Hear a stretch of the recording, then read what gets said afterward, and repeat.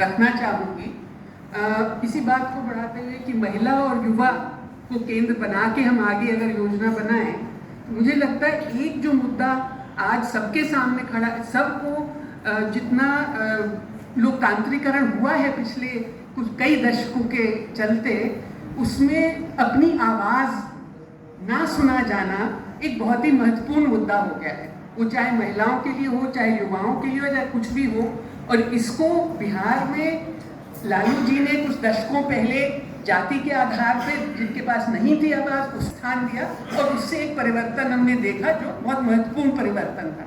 मगर वो पर्याप्त नहीं था। आज की जो केंद्रीकृत करने वाली सत्ता है और जिस तरह से वो चल रही है, चाहे वो आईटी के आधार पे हो, चाहे पैसे के आधार पे हो, राजनीतिक षड्यंत्रों के आधार पे हो, उसको एक एक जो केंद्रीकृत है उसको कैसे उसमें आवाज़ हो नहीं सकती। आज हर व्यक्ति जो जरा भी राजनीति को देख रहा है, एंड बिहार में मेरा मानना है कि इतना सांस्कृतिक और राजनीतिक मादा है हर व्यक्ति में यहाँ पे कि उसको सब बात समझ आ रही है खुले तौर पे। हर एक को पता है कि देश किसके बूते चल रहा है, केवल दो लोगों की आवाज़ पे, जिससे हम बात करते हैं, चाहे वो स्टेशन पे हो, चाहे कहीं और गांव में हो, या हमारे यहाँ स्कूटर और टैक्सी चला रहा है, सबको जैसे ये बात कहते हैं वो एकदम, चाहे वो हिंदुत्व के पक्ष में बात कर रहे हो या सरकार के पक्ष में, एकदम वो ये बात मान के और दूसरी तरफ बात करने को तैयार हो जाते हैं। नैरेटिव अगर हमें बनाना है, और अभी जो डिमांड्स का नैरेटिव है, चाहे वो महिलाओं के लिए हो चाहे पुरुषों के लिए हो, वो कल्याणकारी राज्य का जो आज का खांचा है उसके तहत है। और कल्याणकारी राज्य तो बहुत ही ज़रूरी है अपने देश के जैसे देश के लिए, उसमें उसका इस्तेमाल जितना ये सत्ता कर रही है, जो पिछला कल्याणकारी राज्य पिछली सरकारों ने बनाया उसके कंधों पे खड़ा होके, और चाहे वो गैस के नाम पे हो, चाहे वो बैंक अकाउंट्स और उसमें सीधा पैसा देके हो, चाहे वो अनाज देके हो सबको कोविड के बाद, इन सब के चलते जिस तरह का वोट और हमने देखा कई राज्यों में, उसका एक आधार वहाँ से भी आ रहा है। तो वो कल्याणकारी राज्य का भी नैरेटिव हमें दूसरे ढंग से रखना पड़ेगा, और उसमें आवाज़ लोगों की कहाँ होगी, महिलाओं की आवाज़ कहाँ होगी। अगर हम एक जो मुद्दे हाशिए पे रहे हैं राजनीति के, चाहे वो स्वास्थ्य हो, चाहे शिक्षा हो, चाहे पोषण हो, चाहे रोजगार हो, अब तो ये सब मुद्दे ऐसे हैं जो पिछले 2-4 दशकों से आगे आने लगे, और कोविड के बाद स्वास्थ्य जैसा भी आ रहा है। मगर इनका रवैया हम लोगों का भी, और हम भी जिस तरह से डिमांड उठाते हैं, वो है कि हम राज्य तंत्र से डिमांड कर रहे हैं कि आप इतना हमें दे दीजिए, इतना तो हमारी एंटाइटलमेंट बनती है तो इतना दे दीजिए। उसके अलावा हमारी आवाज़ तो फिर और कुंद होती जाती है, और लोगों को ये दिखता है। इसलिए वो सब संस्थाओं से, सब फॉर्मल संस्थाओं से उनका विश्वास टूटता जा रहा है। अपनी आवाज़ कहाँ दिखे, वो कैसे दिखे, जो हमारा आधार है कल्याणकारी राज्य और विकास के मॉडल का, वो है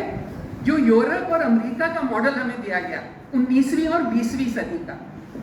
अब 21वीं सदी में वो चल नहीं सकता। हमारी भी डिमांड्स अगर उसी आवाज़ में रहेंगी कि हमें और अस्पताल मिले, हमें और डॉक्टर मिले, हमें और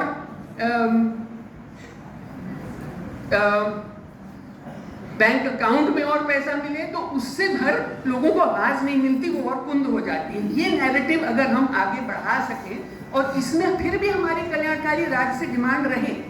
जैसे कि अगर हम इन 4 मुद्दों को इकट्ठा जोड़ें, तो जो गांव की लेवल पे, समूह की लेवल पे कार्यकर्ता है, महिलाएं कार्यकर्ता हैं, चाहे वो आंगनवाड़ी वर्कर है, चाहे वो एएनएम है, आशा है, जो स्वास्थ्य का और इन कल्याणकारी काम करेगी, वो उसकी इतनी कमी है। 90% जो आज के सरकारी नौकर हैं बिहार में, वो या शिक्षा में है, या स्वास्थ्य में है, या पुलिस में है। ऐसे कुछ आंकड़े मैंने देखे। अगर ये है, मगर फिर भी स्वास्थ्य के कार्यकर्ता बहुत कम है, जितने होने चाहिए उससे वो सेवाएं पहुंचा नहीं पा रहे। जो हो रहा है स्वास्थ्य में, वो सिर्फ केंद्रीकृत अस्पताल और बनाने की बात हो रही है। पटना मेडिकल कॉलेज को हम डबल बना देंगे, एशिया का सबसे बड़ा हॉस्पिटल बना देंगे, एम्स इधर बना देंगे, पास में गोरखपुर में भी बनाएंगे, फला भी बनता है। वो अस्पताल का पूरा एक सपना दिखाया जाता है, जो गांव के लेवल पे और खुद जो लोग करते हैं, लोगों का ज्ञान, लोग क्या सोचते हैं,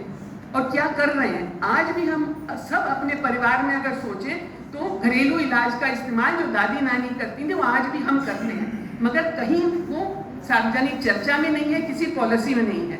इससे जो हमारा खुद का अस्तित्व खत्म होता है हर व्यक्ति का, क्योंकि वो मैं छुपा के कर रहा हूँ, वो मैं डॉक्टर साहब को नहीं बताता, वो मैं फॉर्मल सिस्टम को बता नहीं सकता, वो तो इस पर बात ही नहीं करता। इसको कैसे हम नैरेटिव में लाएं,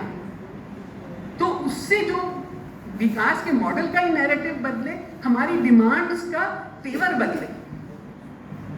उससे युवा और महिला को दिखेगा कि ये कुछ गुणात्मक फर्क चीज दिखा रहे हैं, कुछ फर्क मॉडल, कुछ आगे के लिए फर्क चीज की बात कर रहे हैं, तो उसके साथ बात जुड़ेगी। अब ये मैं मानती हूँ कि ये 2.5 महीने का एजेंडा नहीं है, ये एजेंडा है जो हम सबको मिलके आगे नैरेटिव और लोगों के साथ मिलके वो नैरेटिव बनेगा। मगर अभी भी अगर हम ये नैरेटिव बनाने लगे कि आवाज किसकी और कैसे वो केंद्रीकृत होती जा रही है और हम सब अपनी आवाज खोए जा रहे हैं, तो वो एक महत्वपूर्ण मुद्दा होगा तुरंत इस इलेक्शन में शुरू करने का, और फिर आगे उसको हम लोग मिलके अपना भी आत्मनिरीक्षण भी करके कि हमने कैसे मॉडल बनाए, कैसे उनको आगे बढ़ाया और अब किसकी जरूरत है। हम पूरा देख रहे हैं जो पर्यावरणीय ह्रास भी हो रहा है और भी जो अलग अलग तरह की क्राइसिस हमारे सामने हैं, उनको कैसे आगे देखेंगे। उसके लिए डेवलपमेंट विकास के मॉडल पे आज के हमने वो मुद्दा छोड़ दिया। वो 80 में हम लोग मुद्दा उठाते थे विकास के मॉडल का, अब इतने पे रह गया है कि पब्लिक सिस्टम हो कि प्राइवेट हो, होगा वो अस्पताल, उससे तो हम हार गए। मैं अपनी बात इस पे खत्म करूँ।